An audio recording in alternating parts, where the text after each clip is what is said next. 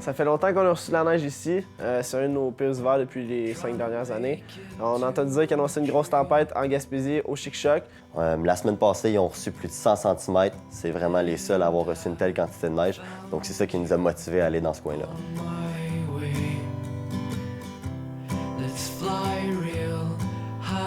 Un des points positifs pour venir ici en Gaspésie, c'est que c'est une route. Dans le fond, elle allonge le fleuve tout le long, fait que c'est vraiment intéressant. Il y a vraiment beaucoup de paysages. Ça permet aussi de découvrir un petit peu plus le Québec, parce que c'est sûr qu'on vient pas souvent dans ces coins-ci.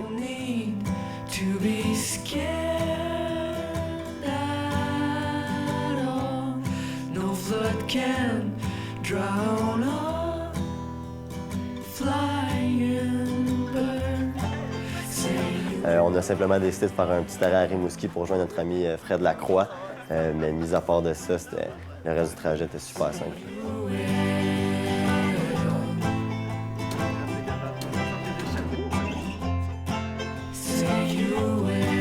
J'étais très surpris en arrivant ici de voir la quantité de neige qu'il y avait. On venait de quitter 8-10 heures auparavant notre chez nous, qui avait environ 6 pouces sur le gazon. Puis en arrivant ici, il y avait de la neige au-dessus des stops. Ça a dépassé les voitures, c'était vraiment impressionnant. Je pense que c'était une des premières fois que je voyais autant de neige dans une ville comme ça.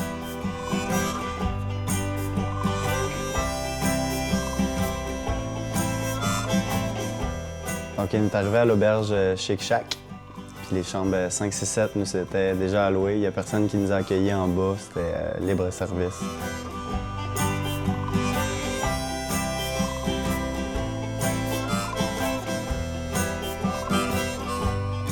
Donc, on s'est rendu à nos chambres par nous-mêmes.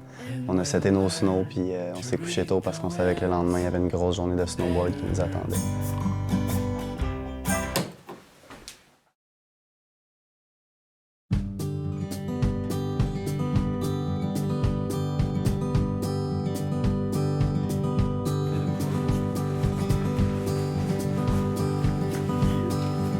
Le lendemain matin, on s'est levé quand même assez tôt pour sortir dehors puis se rendre compte que la quantité de neige était carrément incroyable. Gros soleil, il n'y avait pas un nuage dans le ciel. Ça n'a aucun lien avec ce que nous, on a dans notre coin en Estrie.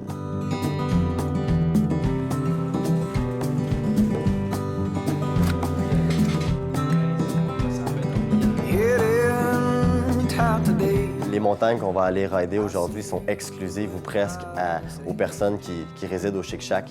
Fait que si tu fais le total, on est peut-être 15 à 20 pour une montagne. Ça permet de profiter des conditions toute la journée, puis quand tu arrives, tu te sens vraiment seul au monde. Allez. On est prêt,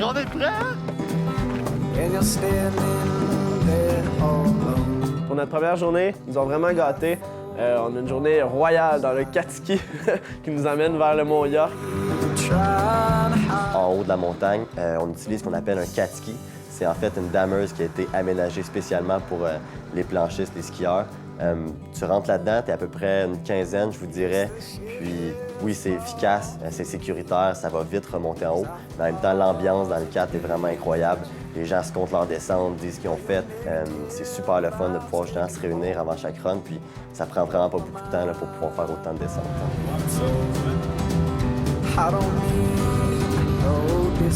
Donc, la première journée, on a eu la chance d'aller rider le Mont York. Ça nécessite une ride de Katiki d'à peu près 30-45 minutes. Des côtes vraiment super à pic. C'est là qu'on voit que les Katiki sont ultra puissants.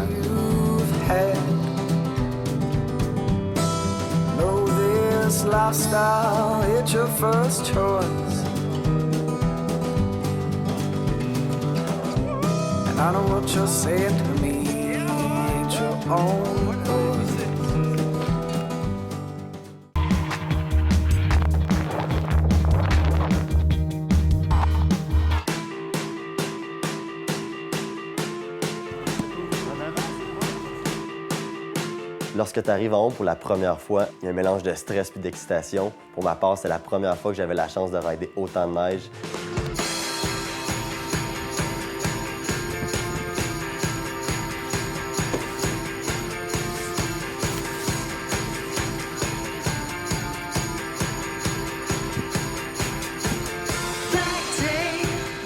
La première descente était assez particulière parce que ça devait faire à peu près 3-4 ans que j'avais pas fait de snowboard dans autant de neige. Puis ça fait différent là, de rider du damé comparé à ce qu'on a ridé qui était du 40-50 cm de neige. Donc on était tous excités, mais il fallait se contenir parce qu'il fallait rester avec le groupe. C'était tentant de partir en folie.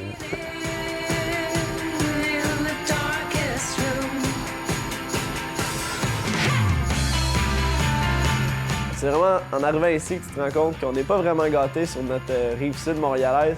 Nos petits vallons, nos petites montagnes qui sont à peine exploitables. Tu arrives ici, les montagnes sont énormes, il y a de la neige, il y a toutes les conditions pour passer le meilleur trip de snowboard sûrement de ta vie.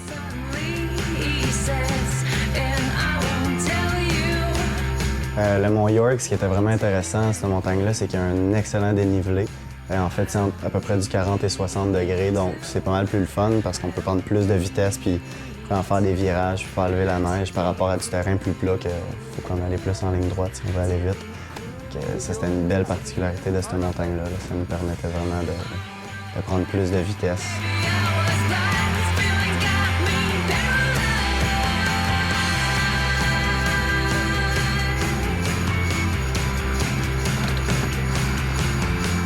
En début de journée, le cat-ski nous amenait à un certain point dans la montagne, que là, on pouvait partir de là pour faire des pistes, mais il y a une autre option, c'est de monter un petit peu plus haut à pied, qui est en fait pour rejoindre le sommet de la montagne. Puis à partir de là, c'est là qu'il y a les plus grosses descentes.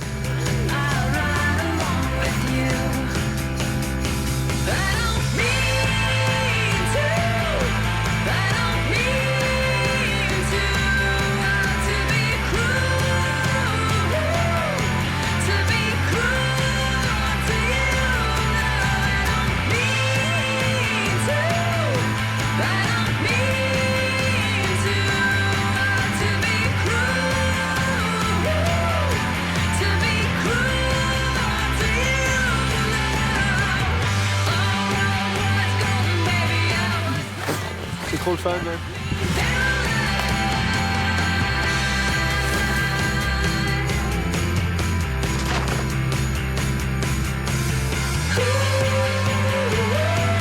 Donc, on avait entendu parler qu'il y avait des plateformes qui avaient été aménagées dans les pistes.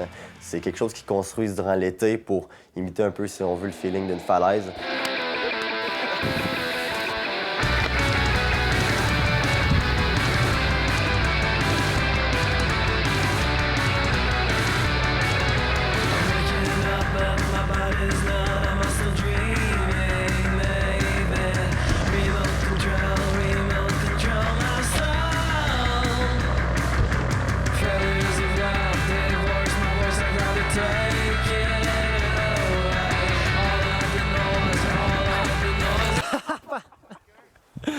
Pour ma part, c'est une des premières fois que j'avais la chance de rider autant de neige.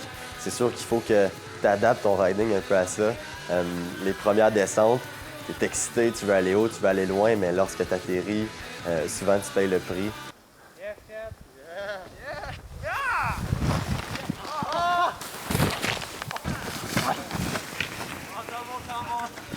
Je n'étais pas encore habitué justement à atterrir sur le derrière de ma planche, puis ça a donné lieu autant pour moi que pour les autres à quelques débarques qui étaient assez impressionnantes, mais en bout de ligne, tu finis par t'habituer, par progresser aussi là-dedans, puis à la fin de la journée, tu es juste un meilleur snowboarder.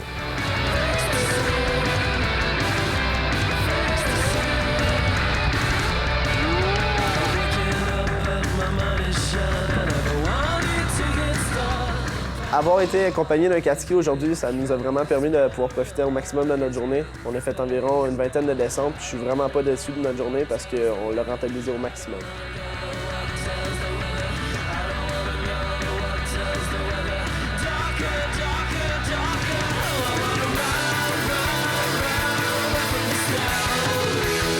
L'équipe du Chic Shack fait un excellent travail parce que les pistes qu'on a faites pendant notre séjour ici, ils ne seraient vraiment pas accessibles autant si c'était pas d'eux autres. Parce que là, pourquoi il n'y a vraiment pas d'arbres et pas de fouette, c'est parce que les autres, pendant l'été, ils vont tout couper. Chaque ligne est pensée pour pouvoir avoir le maximum de plaisir, en même temps avoir beaucoup de diversité. Il y a des features naturelles, c'est sûr, mais si c'était pas du travail de ces gens-là, les Chic Shack seraient loin de ce qu'ils sont.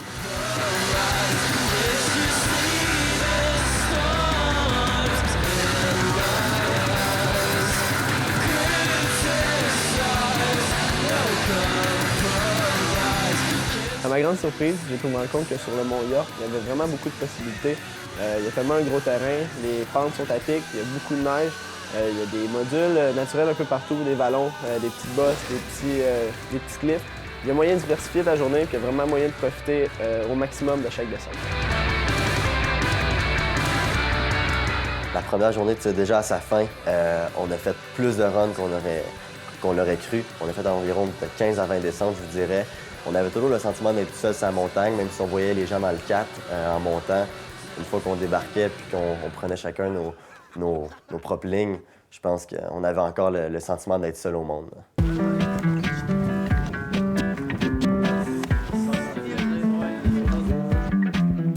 On revient au Shake Shack, après ça on se dirige dans une autre bâtisse qui est la bâtisse où est-ce qu'on doit souper, c'est vraiment tout inclus. On arrive là, on a une entrée, on a un repas principal, on a un dessert. Puis c'est pas de la bouffe ordinaire, c'est vraiment de l'excellente bouffe. Juste l'entrée, maintenant on avait des plateaux de fromage avec des olives puis des petits cornichons. C'est de la grosse gastronomie, c'était bien le fun. Il y a des gens qui viennent de partout, aussi de plusieurs... on n'a pas tous le même âge, mais ça permet justement de diversifier les histoires. Le monde se compte leur journée, ce qu'ils ont fait, comment ils ont trippé. Puis en bout de ligne, tu te rends compte que même si on est tous différents, on est tous là pour les mêmes raisons. Tripper, chercher de la poudreuse, puis je pense que ça donne vraiment une bonne chimie là, quand le souper arrive.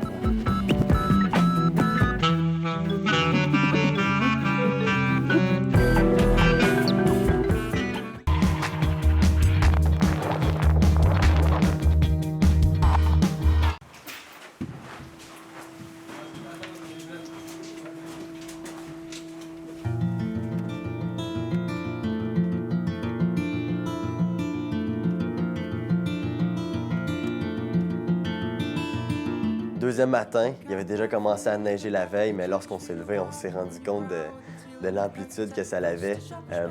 42 cm de nouvelle neige.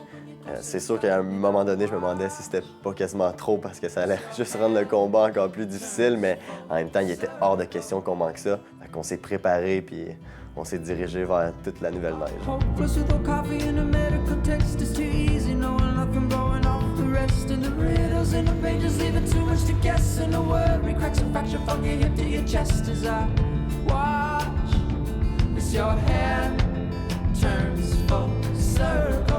Aujourd'hui, on est allé sur le Port-Phée. On avait accès à des skidoo. Heureusement, la traque pour monter en haut était déneigée par un BR, alors ça a vraiment facilité les choses. On avait juste à se faire tirer par les skidoo, puis ça a vraiment bien été.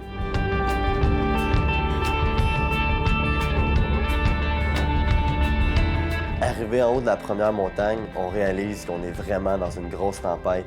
Il n'y a pratiquement plus d'arbres tellement ils ventent. Puis même la nouvelle neige qui est tombée, elle a été balayée par le vent. Look into my eyes. Embrace me. You will die, but I can bring you pleasures mortals cannot know.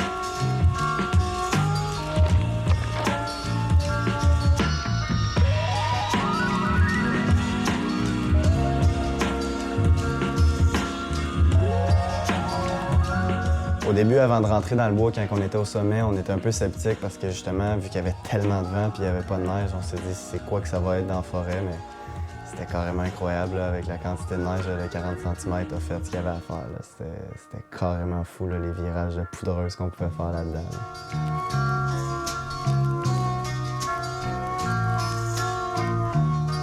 C'est pas la partie la plus agréable là, avant de se rendre dans la forêt parce qu'il y a de la glace, il y a des troncs couchés à terre, tout plein de trucs pas le fun à passer. Mais je dois dire que c'était impressionnant puis c'était un petit peu épeurant aussi au début.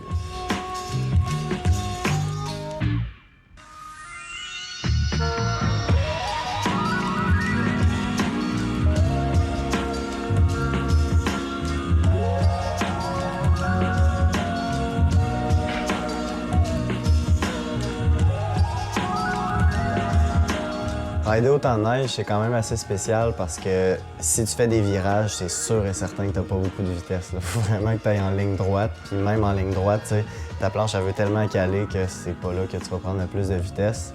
Mais moi, ce que j'aime de rider autant de neige, c'est que c'est le silence total. C'est pas comme si tu ridais du gros nez, que ça fait un gros bruit quand tu fais du snow. Là, c'est comme le silence. T'es tout seul avec ton snowboard dans la neige.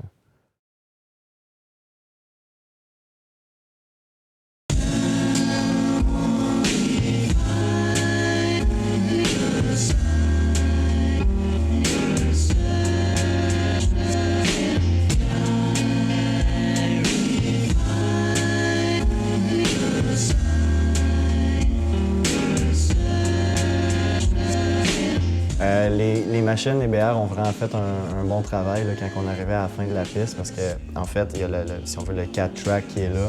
Puis si les BR n'avaient pas tout aplati cette neige-là, c'était impraticable. Là, on aurait essayé de marcher là-dedans, là, puis ça aurait atteint notre genou. Là. Fait que, une chance que les BR sont passés là, c'était vraiment plus facile avec les skis doux sans nous.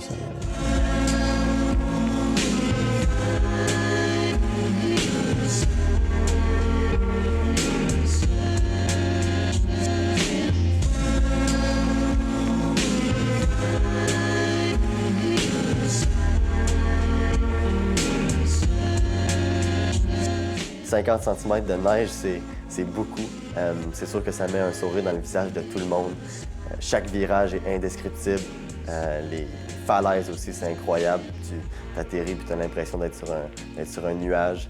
À chaque fois, on dirait que tu te tannes pas de ce feeling-là. C'est ça qui rend ça vraiment, vraiment le fun.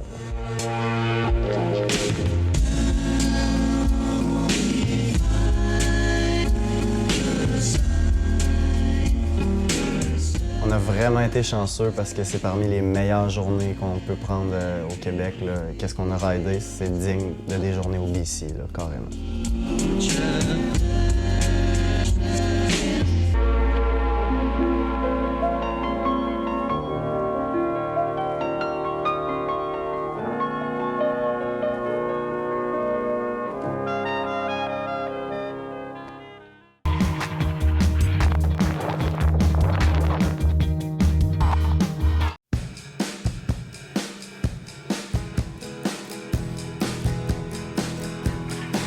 There was a time and a place when I knew she couldn't live without me.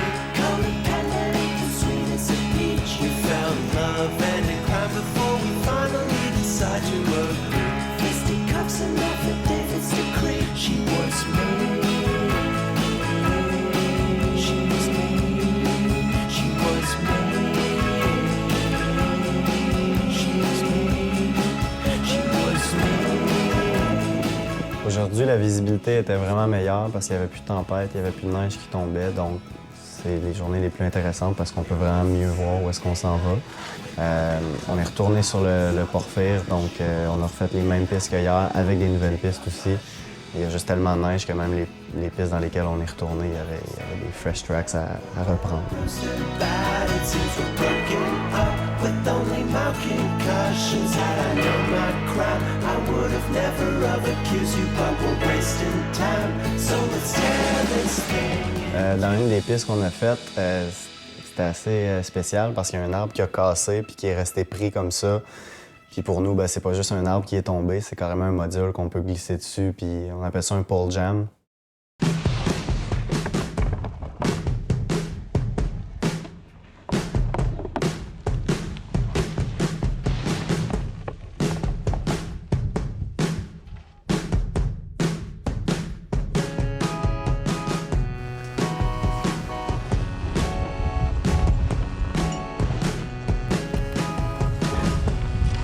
Je pense que ce qui nous différencie de la majorité du monde qui sont là, c'est on est des gars qui viennent des snowparks, donc on le disait pas toujours, mais ce qu'on recherchait en premier, c'était de pouvoir trouver des sauts, des falaises, des vallons. Puis aujourd'hui, avec les conditions, la bonne visibilité, on en a vraiment trouvé beaucoup.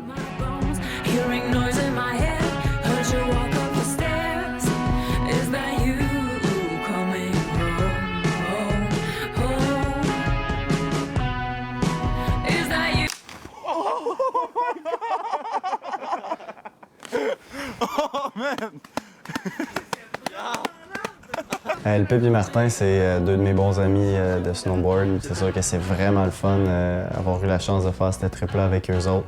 Parce que normalement, où est-ce qu'on habite, c'est pas dans les mêmes conditions qu'on fait du snow ensemble. Donc c'était vraiment le fun de voir que les gars ils sont capables de rider de la pouleuse.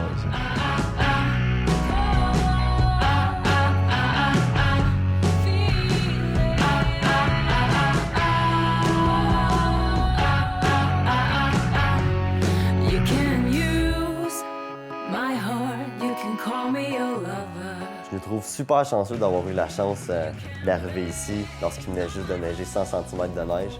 Le fait qu'il y en ait neigé 50 additionnels durant notre séjour, c'est vraiment, vraiment spécial. C'est le genre de truc qui se planifie pas. Puis je crois que ça m'a fait réaliser justement que quand tu veux trouver de la neige, quand tu es prêt à te déplacer pour ça, les Chic-Chocs, c'est vraiment l'endroit par excellence au Québec. On est déjà à notre dernière descente. On est quand même fébrile en haut parce que on sait que notre séjour tire à sa fin. Il y a un mélange justement de on veut prendre notre temps, on veut pouvoir en profiter au maximum. En même temps, tu ne veux pas te limiter, là, tu veux pouvoir aller encore au maximum puis pouvoir faire des gros virages, des gros sauts. Fait que, oui, on savait que ça allait être rough un petit peu rendu en bas, mais en même temps, je pense que ça a été probablement une de nos plus belles descentes. Hein.